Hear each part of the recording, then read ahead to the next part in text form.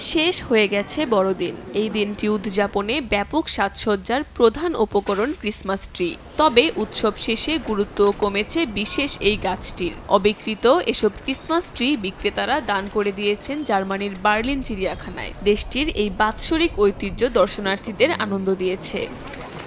Christmas tree প্রাণীদের কাছেও বিশেষ। খাবারের তালিকায় নতুনত্ব আসায় মনের আনন্দে ক্রিসমাস ট্রি উপভোগ করছে চিড়িয়াখানার হাতিরা।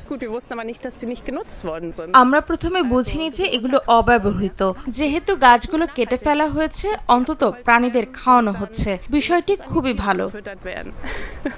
তবে চিড়িয়াখানা কর্তৃপক্ষ প্রাণীদের নিরাপত্তার কথা ভেবে সবার কাছ থেকে ক্রিসমাস ট্রি গ্রহণ করে না। অবিকৃত অর্গানিক ক্রিসমাস ট্রি শুধুমাত্র গাছটির পাইকারি বিক্রেতাদের কাছ থেকেই নেওয়া হয়। শুধু হাতিই নয়, শুক্রবার জিরাফ ও বলগা হরিণও বড়দিন পরবর্তী এই সুস্বাদু ক্রিসমাস ট্রি উপভোগ করেছে।